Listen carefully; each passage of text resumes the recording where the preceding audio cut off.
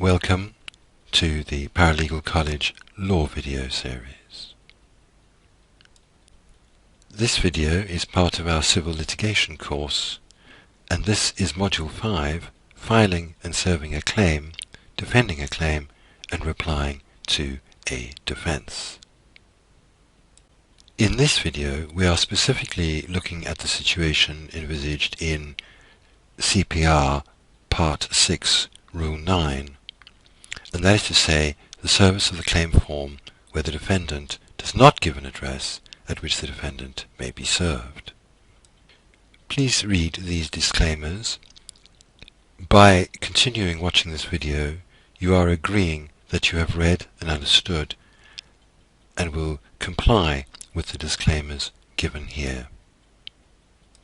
As we've just noted, this video is concerned with serving on a defendant who does not give an address at which the defendant may be served. This is in Part 6 of the Civil Procedure Rules, Rule 9. So it's Rule 6.9.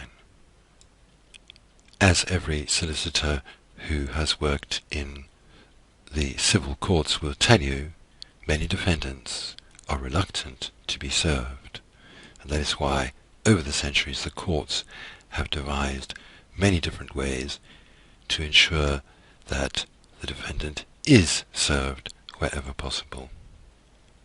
So how do you serve a defendant who hasn't given an address for service? There are three possibilities: his usual or last known residence, or principal or last known place of business. Or you may be able to ascertain his current address and serve there. Or you may be able to serve by an alternative method or at an alternative place. However, you may have reason to believe that the address of the defendant that you have, in other words his usual or last known residence or place of business, is an address at which he no longer resides or carries on business. In that case, you must take reasonable steps to ascertain the defendant's current address. That is to say, the address of the defendant's current residence or place of business. Having taken the required reasonable steps, which of course will vary from claim to claim, two possibilities then arise. The first is that you are able to ascertain the defendant's current address. In that case, serve the claim form at the current address which you have ascertained. The second possibility is that you have been unable to ascertain the defendant's current address. In that case, consider whether there is an alternative method or an alternative place by which or at which you may effect service. So examples of an alternative method or place of service could be leaving the claim form with somebody who is known to the defendant, or perhaps sending a text message or an email to the defendant stating where the document, such as the claim form, is located. Now, if there is an alternative method or place of service, your action is very simple. You just make an application under CPR Rule 6.15. If there is no alternative method or place of service, simply serve the claim form at the defendant's last known residence or principal or last known place of business.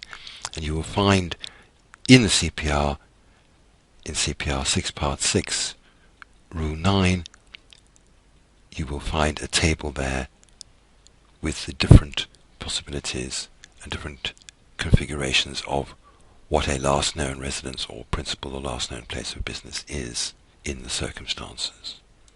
Now, when applying for an alternative method or place of service, you may make your application before attempting to serve the document, or you could try to obtain permission retrospectively. So you make your application after carrying out the steps necessary to bring the document to the defendant's attention. For example, by sending a text or leaving it with a person known to the defendant, as the case may be. On this page we just publish our credits, and also a further note on the fact that this is a training video and does not constitute legal advice.